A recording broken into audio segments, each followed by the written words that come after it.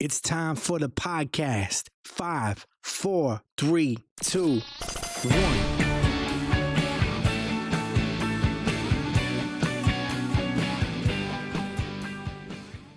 Hey, entrepreneurs. This one is for the fashion and apparel designers. Let's talk about pricing mistakes. This is going to be a quick and dirty episode, about 5 minutes. And I just want to I want to show you the biggest mistakes that I see happening over and over and over again with my clients. Small companies and big companies, scaling companies doing over $1 million, still making some of these things. Okay. So I'm kind of on a high. I went to a Chicago trade show, a small show just the other day called the Chicago's Pop-Up Garment District.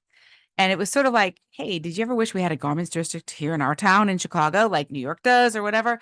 And so it was this 2-day fair, and it was so fun to connect with the local Chicago community, fabric reps, wholesale fabric companies, scissors, notions, buttons, manufacturing, pattern making, grading, the Apparel Industry Board Inc., non-for-profits. It was just so fun. I feel so alive, and I got to meet so many of you in just a short time. So that was super fun. So anyone I met there, hey, what's up? So here's what I'm seeing. And these costing and pricing mistakes have not changed because I have made most of them. Okay. So the number one mistake that people are making is undercharging. People are undercharging for one main reason, which is fear, pricing fear. They are worried about nobody will pay it if I charge that price. Now, sometimes it's the lack of a good cost sheet, not really understanding margins. This happens a lot also. But I'd say the biggest thing is even when you have all those things in place, you have a good cost sheet, um, you just don't think you can charge enough. You're like, who am I to charge that? All the things that go through our brains, they're not business decisions. They're not logical necessarily based on our cost sheets or on, where we want to land in the market. They're based on fear. Who do you think you are to charge that much? What makes you think people will pay for that for your work? Or what I heard this morning, I come from humble beginnings and I don't want to charge that much, right? If you price it like that, no one is going to pay for it. Why don't you just start low and raise your price later after you get a good following and an audience? These are the things we say to ourselves that are complete nonsense. Okay.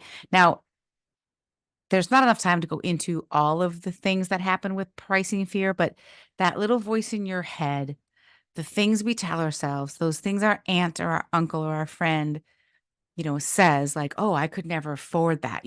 I get it. I get it. But there are people who can pay any price for your pieces. Okay.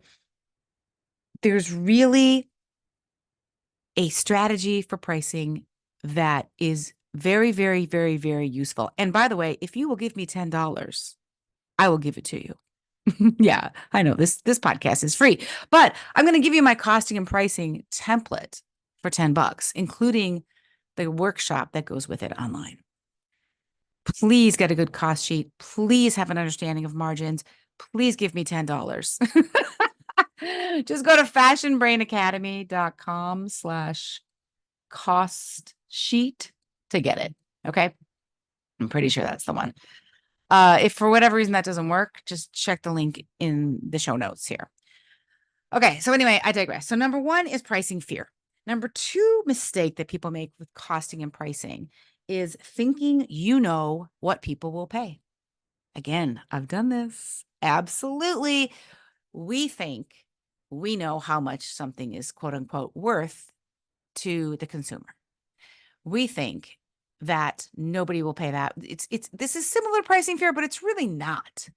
So here's an example. I worked with a fairly large company that was having trouble being profitable. And we went in and we looked at all their things and I looked at their profit margins and I said, you don't have the margins. And they told me with a dead straight face, the people in our niche are very cheap. There's a lot of cheap people in this niche. And I was like, well, I mean, I'm sure that's true. There's a lot of cheap people everywhere. Why are you going after them? And with a lot of, simple messaging changes, everything they had was about get the best deals, get the best price, get the first dibs on pricing. Like everything they did with their marketing was attracting cheapos, right? Like grab this discount, spin the wheel. It was 100% geared for people looking for a bargain. And then they're like, people are so cheap. Well, because if I'm like hot dogs, who wants hot dogs? And people come over looking for hot dogs, whose fault is that? Right? So you think you know what people will pay based on what's happened to you in the past. You have no idea. Now, there are some exceptions for this. If you're doing a local show and you're doing like, let's say, I don't know, direct to consumer church basement kind of thing. Yeah, there's a limit to what people will pay. But if you're on the internets and you are building an audience and you are running ads and you are choosing the right font and the color and the storytelling and the copywriting, you don't know what people will pay.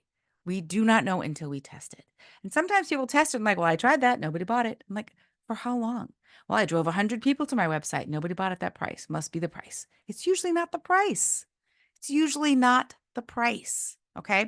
All right. Number 3 mistake is truly just not understanding proper margins for a fashion product, because quite possibly, you're listening to the bro marketers on the interwebs that are telling you you just have to take your cost of goods sold and multiply it by 3 and you're good to go. There's a gazillion Shopify gurus out there, a lot of them with a Lambo in the background telling you that, you're tripling, like like their margins are ridiculous. Okay. If you do a product that has product development and sizing involved, your margins have to be different than what a lot of these ding dongs teach online. And so I honestly can say that, some of you will do a proper cost sheet and say, okay, these are the margins that you need if you're doing product development and doing, whatever, grading, marking, all the things. And then you can't get that markup. Okay, so let's just go here for 1 second. Let's say you understand proper margins and you've tested what people will pay. Like, let's say you're like, okay, Jane, yes, but all of it I've tried and people just won't pay my price. And then the question then becomes, how do you hedge your bets? Maybe it's you have to get more volume. Maybe you have to move your product to a different manufacturing situation. Like some of the consultants and manufacturing companies that I met this weekend, in particular, more and more, I'm noticing you can do lower quantities, ethically. In India, in different countries, you can do 50 units, 75, 100 units of something at really fair trade, decent prices. And so if you're saying, I can't afford to make this in the US, sometimes it was like, well, I don't know how you're going to get that made because the volume MOQs are too high in China or different countries. And so many of the clients I work with want sustainable or fair trade options. Let me tell you, this is really happening. If you haven't tried to source your product someplace less expensive or different recently, you might want to consider that, because 2 things. One, you can hedge your bets. You can say, okay, I want to charge $350 for this dress. I believe that it should be priced at $275. My margins are going to take a hit until I build up my volume. Or I'm going to charge whatever in between or price until I can bring my production over XYZ. Then I'm going to get this kind of pricing and then my margins will be this. Okay. So I know it's a pretty big topic, and I just wanted to say I am seeing these same issues for the last 14 years of coaching.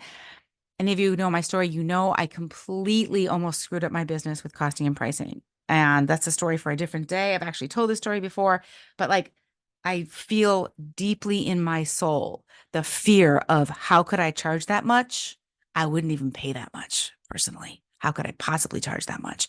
This is mind effery that we have to deal with as creative entrepreneurs who design a product and then are responsible to go out and sell it. It's a whole different level of mind fuckery than regular entrepreneurship. Okay. So if you want to get that cost sheet, costing and pricing template, examples, the entire, mini training. It's $47. Oh, you need the code. Oh my gosh. The code is podcast, PODCAST. That'll get you the template and the course, the mini course for $10. Okay. fashionbrainacademy.com/cost sheet. And code is podcast. Have an awesome day, everybody. And I will see you next time. Bye.